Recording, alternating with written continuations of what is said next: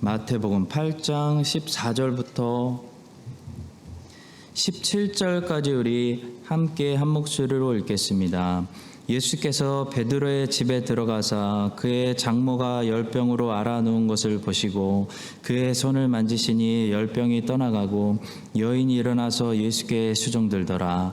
저물매 사람들이 귀신 들린 자를 많이 데리고 예수께 오거늘 예수께서 말씀으로 귀신들을 쫓아내시고 병든 자들을 다 고치시니 이는 선지자 이사야를 통하여 하신 말씀에 우리의 연약한 것을 친히 담당하시고 병을 짊어지셨도다 함을 이루려 하심이더라. 아멘. 마태복음 8장과 9장에 기록된 10가지 기적들 중에서 오늘은 세 번째 기적인 예수님께서 베드로의 장모를 고치시는 이야기입니다. 오늘 이 세 번째 기적의 이야기가 말씀하는 큰 주제는 뭐냐면 확장되는 확장성입니다. 어떻게 작은 일에서 큰 일로 이야기가 확장되는지 이걸 눈여겨보셔야 됩니다. 이야기 처음에는 베드로의 장모를 고쳐주는 이야기로 시작되는데 이야기 끝날 때 보니까 예수님께서 많은 사람들을 고쳐주시는 이야기로 끝나고 있습니다. 고치는 사역이 확장된 거죠. 그래서 제가 가지고 있는 성경은 이 이야기의 타이틀을 베드로의 장모를 고치시다 라고 적어놓지 않고 보니까 많은 사람들을 다 고치시다 라고 적어놓았습니다. 제목을 참 잘 붙인 것 같습니다. 여러분들이 가지고 있는 성경에는 이 단락에 어떤 제목을 붙였는지 한번 보십시오. 궁금합니다. 자, 오늘은 우리가 왜 작은 일들을 그래서 소홀히 여기면 안 되는지, 우리가 왜 작은 불씨를 소중히 여겨야 되고 주님께서 어떻게 이 작은 불씨를 가지고 이 불씨를 확장시키셔서 큰 일도 해내시는지 이 확장성이라는 안경을 쓰고 본문을 보면서 본문에서 말씀하시는 메시지들을 듣도록 하겠습니다. 첫 번째로 우리는 주님께 우리의 흔한 질병도 주님이 고치시도록 내어드려야 한다라는 사실을 보게 됩니다. 본문에 나오는 질병은 열병입니다. 이 열병은 당시 굉장히 흔한 질병입니다. 솔직히 말해서 본문 앞뒤에 등장하는 중풍병자나 나병 환자나 맹인이나 귀신 들린 사람들에 비해서 오늘 본문에서 소개하고 있는 질병은 굉장히 시시한, 그래서 우리가 소홀히 여길 수 있는 그런 병입니다. 성도 여러분, 우리는 주님께서 중풍병을 고쳐주시고 나병을 고쳐주시기를 기도하죠. 왜냐하면 중풍병이나 나병 우리가 고칠 수 없기 때문에 주님께 더 쉽게 어떻게 보면 가지고 나옵니다. 암 걸린 사람이 주님께 더 쉽게 나오는 것이지 어떤 조그만 상처가 있는 사람이 이 상처를 심각하게 여기고 주님께 쉽게 나오지 않는 법입니다.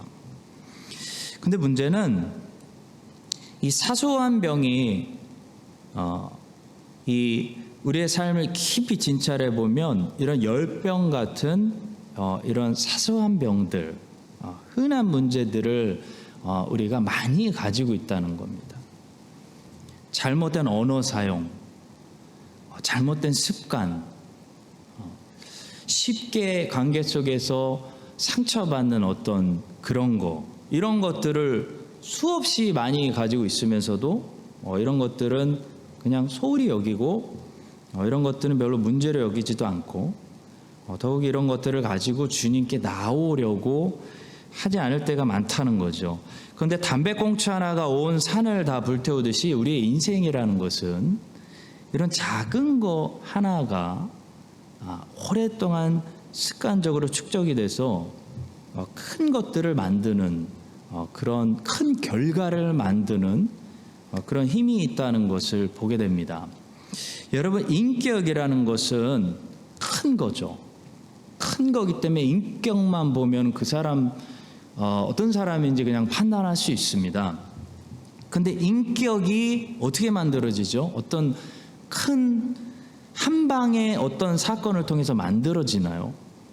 그렇지 않습니다. 인격은 매일 우리의 작은 언어 사용 하나하나, 상대방을 대하는 작은 행동 하나하나, 한 시간 한 시간을 사용하는 작은 습관 하나하나가 축적이 돼서 우리 인격과 인생을 만들게 됩니다.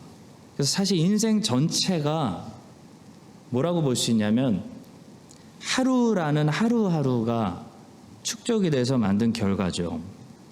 우리는 인생은 너무나 크기 때문에 소홀히 여기지 않으면서도 하루는 우습게 생각할 때가 많습니다. 소홀히 여길 때가 많습니다. 하루 정도야 뭐라고 생각할 때가 많다는 거죠.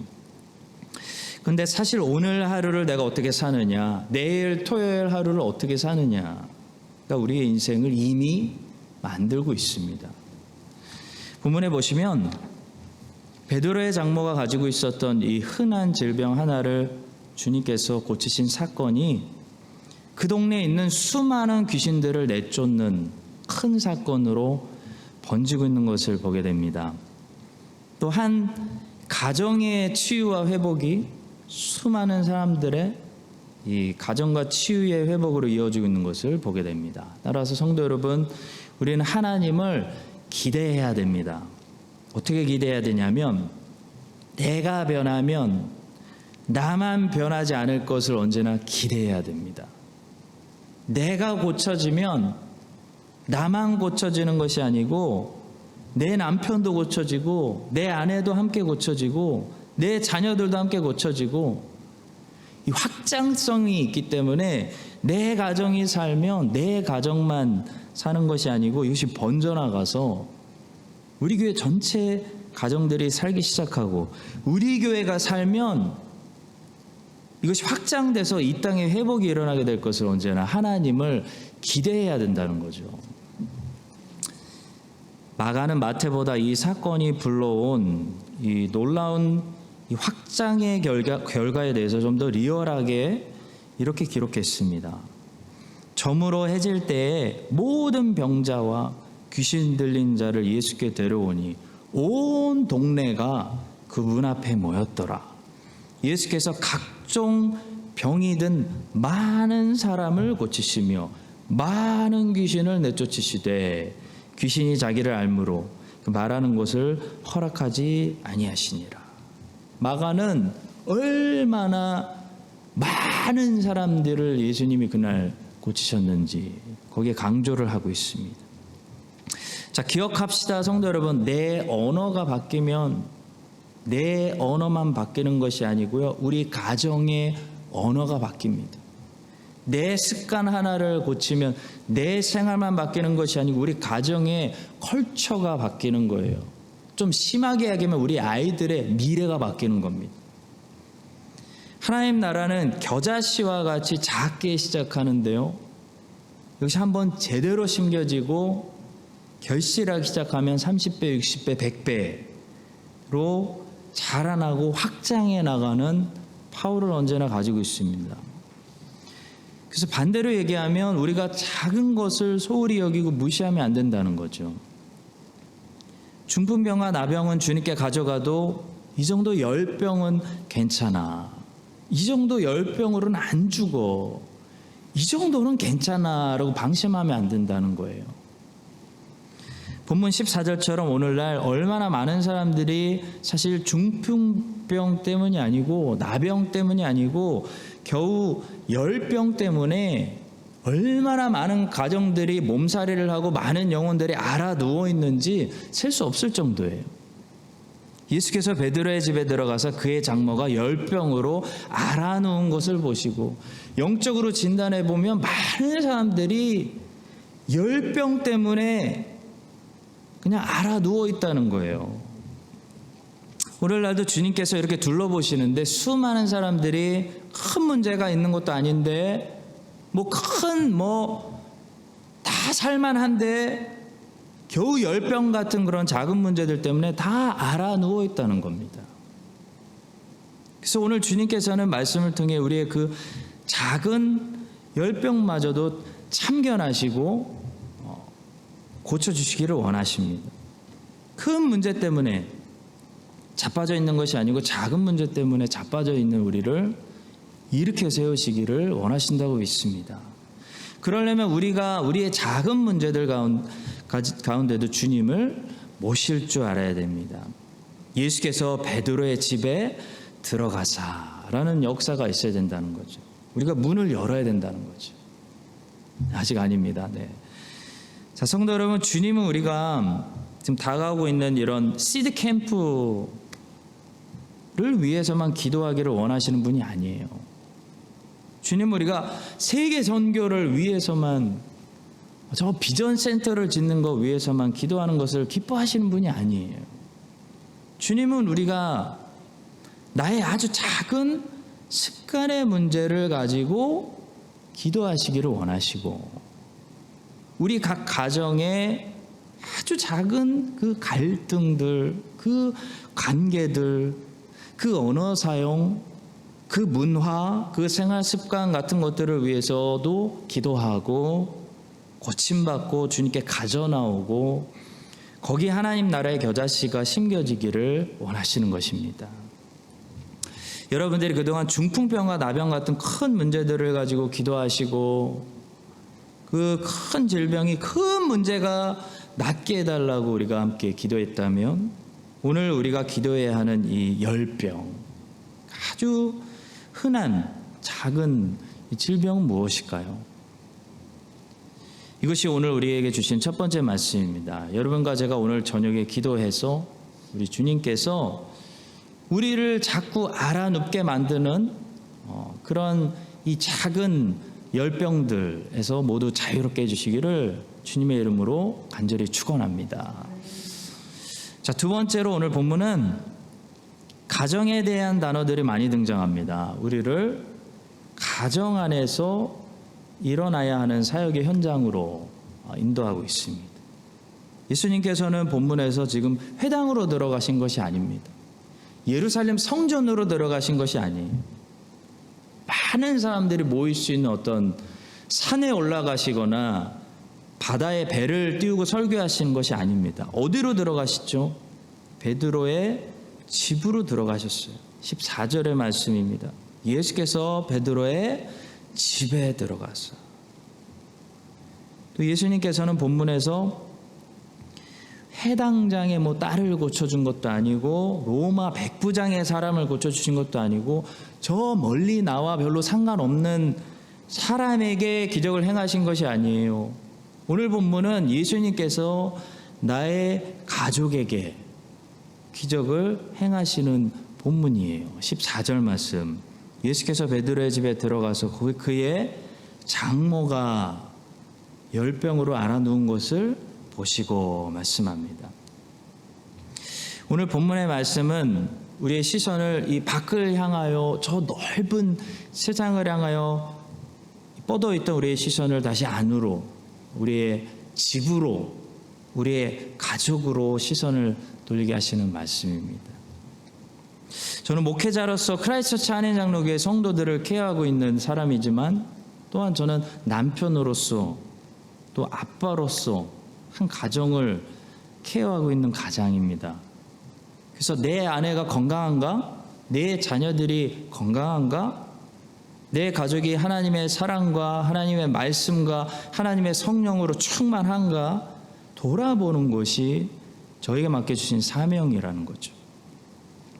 남편은 아내를, 아내는 남편을, 부모는 자식을, 자식은 부모를 서로 돌아봐주고 케어해주고 양육해주고, 내 가족의 멤버들이 하나님의 말씀과 하나님 사랑과 하나님의 성령으로 충만한 상태를 유지할 수 있도록 해주는 것이 여러분과 저에게 맡겨주신 우리 각자의 몫입니다. 안드레는 예수님을 처음 만난 제자인데요. 그래서 초대교회는 안드레를 헬라말로 프로토클레토스, 처음 제자라는 뜻으로 불렀습니다. 이 처음 제자가 예수님을 처음 만나고 처음 전도한 사람은 어떤 외부 사람이 아니라 자기 형제 베드로였습니다. 요한복음 1장 41절부터 42절입니다. 그가 먼저 자기의 형제 시몬을 찾아 말하되 우리가 메시아를 만났다. 메시아는 번역하면 그리스도라. 데리고 예수께로 오니 예수께서 보시고 이르시되 내가 요한의 아들 시몬이니 장차 게바라 하리라 하시니라. 게바는 번역하면 베드로라 말씀합니다. 그가 먼저 자기의 형제 시몬을 찾아 먼저 이렇게 예수님의 처음 제자의 첫 번째 전도는 가정을 향해 가족을 향해 이루어졌습니다. 성도 여러분, 우리는 밖에서 하나님의 군대를 양육할 수도 있지만 양육해야 하지만 안에서 하나님의 군대를 양육할 수도 있습니다. 아브라함은 집 안에서 318명의 병사들을 양육했는데요. 아브라함의 집 안에서 양육된 이 병사들은 아브라함에게는 가족과도 같은 존재들이었습니다. 아들들 같은 자식들이었다는 거죠.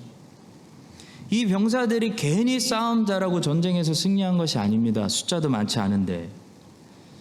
아브라함의 집에서 양육된 이 병사들은요, 아브라함에게 돈 받고 강제로 의무감으로 전쟁을 해야 되는 그런 용병들이 아니라 아브라함의 사랑을 받고 아브라함의 케어를 받으면서 훈련된 아브라함의 가족과도 같은 사람들이었기 때문에 목숨을 걸고 하나가 돼서 싸우고 그 누구보다도 전쟁을 잘 싸울 수 있었던 것입니다. 그래서 항상 전쟁에 돈 받고 싸워주는 용병들보다 그 자기 땅을 지키는 군인들이 10배는 훨씬 싸움을 잘한다고 합니다. 마찬가지로 집 안에서 아버지의 사랑과 어머니의 기도로 길러낸 이 집 안의 병사들은 특별한 병사들입니다. 집 밖에서 길러낸 병사들보다 훨씬 더 싸움을 잘하는 것이 당연합니다. 아버지에게 신앙교육 받고 어머니에게 신앙교육 받으며 가정에서 길러낸 하나님의 병사는 밖에서 타인에게 신앙교육 받고 길러낸 병사보다 영적으로 훨씬 더 무장되고 훨씬 더 강하고 싸움도 잘하고 하나님의 사랑을 의심하지 않고 훨씬 더 확신하는 것입니다. 왜냐하면 집 안에서 가정에서 길러낸 하나님의 병사는 의무감이 아니라 형식이 아니라 사랑으로 아가페로 엄마 아빠의 피로 길러낸 병사이기 때문입니다. 저는 목회자로서 당연히 이 땅에 예수님의 제대로 된 제자들을 길러내기 위해서 최선을 다하고 있습니다. 그러나 저는 확신합니다. 아무리 제가 최선을 다해도 제 집안에서 길러낸 저의 두 자녀들보다 더 좋은 예수의 제자를 제가 밖에서 만들 수 있을까? 거의 어렵다고 봅니다. 그만큼 하나님이 주신 이 가정이라는 장소는 우리에게 특별한 장소입니다. 특별한 장소. 그만큼 부모라는 하나님 맡겨주신 이 직분은요, 어떻게 보면 목사나 장로나 권사나 다른 어떤 직분보다도 훨씬 더 강력하고 위대하고 능력과 영향력이 많은 그런 직분입니다. 모든 사람들이 목사가 되는 것은 아니지만 많은 분들이 목사보다도 더 중요한 부모의 직분을 하나님께 받습니다. 또 우리가 항상 교회에 오는 것은 아니지만 우리는 거의 항상 집에 있습니다.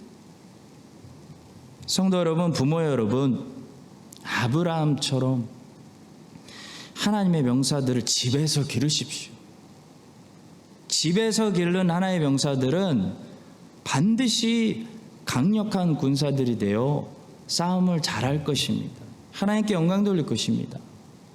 우리가 이 사실을 기억하고 크라이스트처치 한인장로교의 모든 가정들이 하나님의 병사들이 양육되는 그런 아브라함의 집이 되고, 모든 부모들이 양육자들이 되고, 예수님께서 우리의 모든 가정들에 찾아오셔서 모든 질병들을 낫게 하시고, 주께서 다스려 주시고 큰 은혜 주시는 역사가 있게 해주시기를 주님의 이름으로 간절히 축복합니다.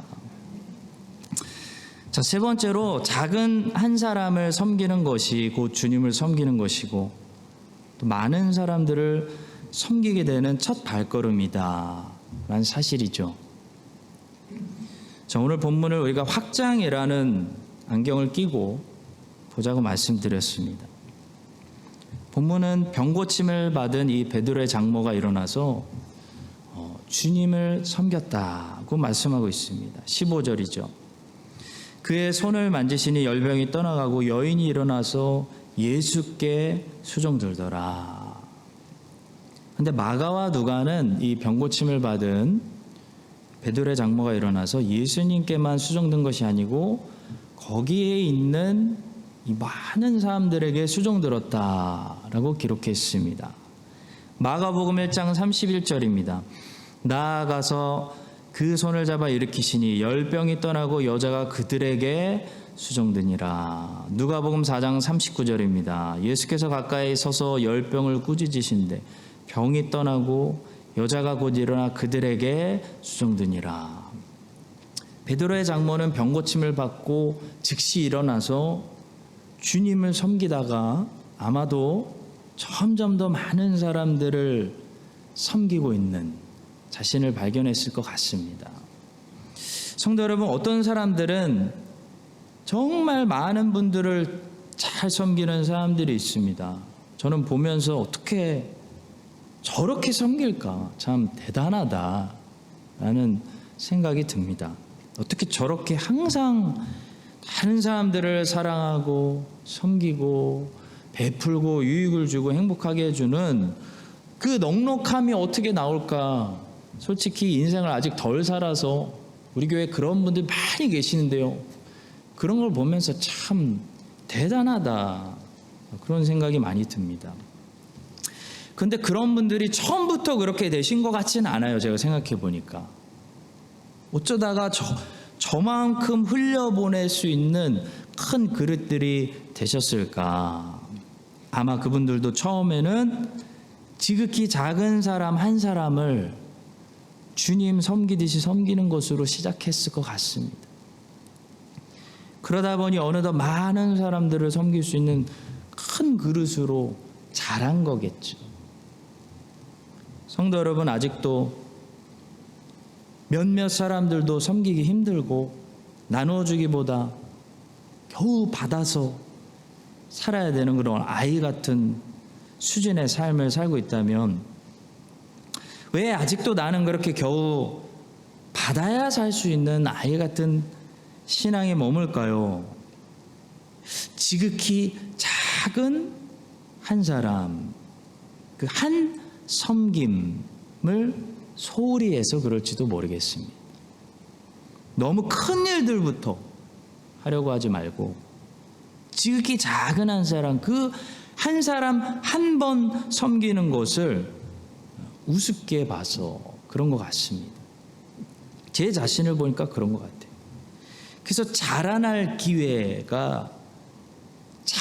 기회들을 하나님 주시는데 얻지 못하는 거죠. 주님께서는 비유를 통해서 지극히 작은 한 사람에게 한 것이 곧 주님에게 한 것이다 말씀하셨습니다. 임금이 대답하여 이르시되 내가 진실로 너희에게 이르노니 너희가 여기 내 형제 중에 지극히 작은 자 하나에게 한 것이 곧 내게 한 것이니라. 섬김도 나눔도 처음부터 위대한 섬김으로 나눔으로 존재하는 것이 아니고 자꾸 섬기다 보니, 자꾸 나누다 보니 그 섬김이 커지고 나눔이 자라는 것이겠죠. 초등학생이 수학을 배울 때 더하기 빼기부터 배우는 것처럼 아직 섬김이 어렵고 나눔이 어려운 사람들은 지극히 작은 한 사람 아주 작게 도와주는 일부터 시작해야 됩니다. 그렇게 하면 주님이 마치 주님을 섬긴 것처럼 우리를 칭찬해 주시고 받아주신다는 거죠. 그러면 우리는 그 다음부터 더 많이 섬기고 나누고 흘려보낼 수 있는 더 큰 그릇으로 우리가 섬길 때마다 우리 그릇 사이즈가 커지는 것을 경험하게 될 것입니다. 그릇 사이즈가 커지면 내가 더 많이 흘려보내기 때문에 내 주변 사람들이 행복해지고 영적으로 부유해집니다.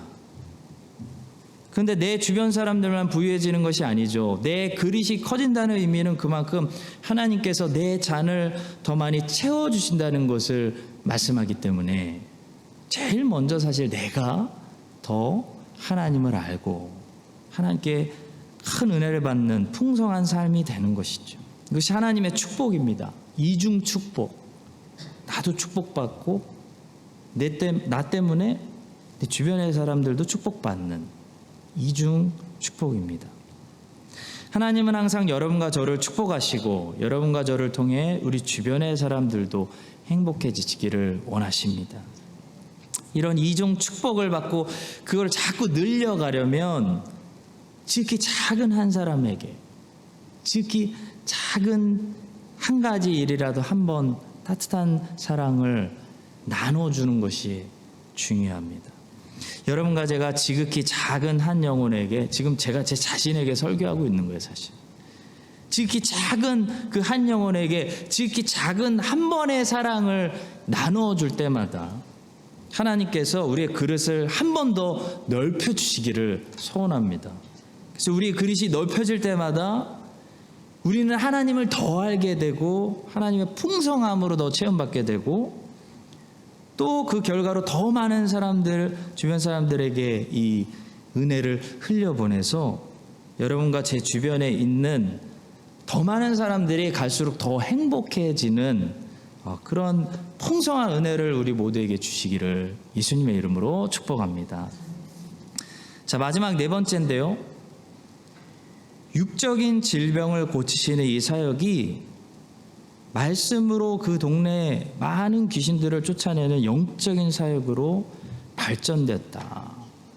라는 사실을 보게 됩니다. 자, 이 이야기는 분명히 어떤 한 여성의 흔한 질병, 두통 같은 좀 심한 두통, 열병을 고쳐주시는 이야기로 시작했죠. 근데 이야기가 끝날 때 보니까 예수님께서 그 동네에 수많은 귀신들까지 그냥 다 꾸짖으시고 쫓아내시는 엄청난 이야기로 마무리하고 있습니다. 16절입니다. 저물매 사람들이 귀신 들린 자를 많이 데리고 예수께 오거늘 예수께서 말씀으로 귀신들을 쫓아내시고 병든 자들을 다 고치시니. 베드로는 귀신 쫓아달라고 우리 동네 귀신 쫓아달라고 예수님 집으로 데려온 거 아니었습니다, 여러분. 베드로는 우리 장모님 지금 열병 걸리셔서 뭐 죽을 병은 아닌 것 같고 우리 장모님은 100살까지 사실 것 같고 좀 오래 누워 계시니까 주님 들어오셔서 오신 김에 좀 고쳐주십시오. 이렇게 가볍게 생각했을 수도 있습니다. 근데 여러분, 예수님이 한번 들어오시면 우리가 가볍게 초대했다 할지라도 가벼운 문제만 해결되지 않습니다. 모든 문제들이 해결되는 줄로 믿습니다. 마치 집에 수도꼭지에 물이 좀 새서 집을 봐주는 사람을 불렀는데 그 사람이 크라이처치 최고의 빌더라고 생각을 해보세요. 그 크라이처치 최고 빌더가 나와 잘 아는 큰아버지예요. 큰아버지. 큰아버지. 예를 들어 생각해 보세요. 그러면 그 빌더가 내 집에 들어와서 수도꼭지만 보겠습니까? 집안 전체를 싹 보고 고쳐야 할 부분들 그냥 한번 손 싹 봐주겠죠. 하물며 우리 아버지 이상 되시는 주님께서 내 신랑 이상 되시는 주님께서 우리 가정에 들어오셨는데 우리가 간구한 그 베드로의 집에 들어가셨는데 그 베드로가 간구한 10병만 고치고 떠나시겠어요, 우리 주님이? 우리는 알지도 못하는, 우리가 구하지도 않은, 그러나 주님은 보시는 그런 모든 연약함을 다 강하게 해주시고, 또 금방 고장날 것 같은 것들 미리 고쳐주시고 종합 검진을 해주시지 않겠습니까? 우리 주님께서 본문에 보니까요, 그 동네 전체를 아예 그냥 종합 검진해 주시려고 작정을 하신 것 같은 모습입니다.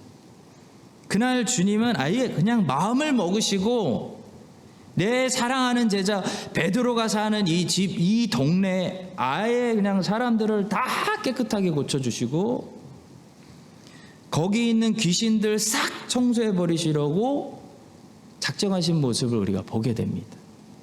사랑하는 성도 여러분, 주님을 우리가 깊이 초대하고 받아들이면 주님은 우리의 모든 연약함을 고치시는 것입니다. 내가 구하지 않았는데 나는 보지도 못하고 알지 못하는 부분까지 주님께서 다 고치시고 치료하시고 귀신을 쫓아내시고 강하게 온전하게 세우시는 것입니다. 그것이 주님의 마음입니다. 문제는 우리가 문을 열고 베드로처럼 주님을 늘 깊이 모시느냐 받아들이느냐죠. 베드로처럼 믿음으로, 베드로처럼 다른 모든 거 버려버리고 오직 주님만을 모시는 그런 마음으로 주님을 받아들이는 것이 중요합니다. 이 밤에 여러분과 제가 다른 모든 것들 다 주님이 기뻐하시지 않는 것들 다시 꺼내 던져버리고 우리 마음속에 온전히 주님을 깊이 모셔드릴 때, 주님 이 성전에 들어오세요. 주님 우리 집에 들어오세요. 그때 주님께서 우리 마음에 들어오시고 우리 삶에 들어오시고 우리 가정에 들어오시면 우리가 기도하는 것만 들으시겠어요? 주님이 알아서 보시고 주님의 터치가 필요한 모든 것들 만져주시고 고쳐주시고 깨끗하게 하시고 교통 정리해 주시고 질서 잡아주시고 은혜 베푸사 우리 삶이 그냥 완전히 새롭게, 나뿐만 아니라 내 가족들까지 새롭게 해주셔서 이 베드로의 장모를 고치시고 그 가정을 살리고 그 동네를 살리신 이 나사렛 예수 그리스도의 은혜가 여러분과 우리 교회와 가정과 크라이스트처치에 임할 수 있게 되기를, 주님의 은혜는 그만큼 크거든요. 그런 은혜가 임하게 되기를 우리가 함께 기도합니다.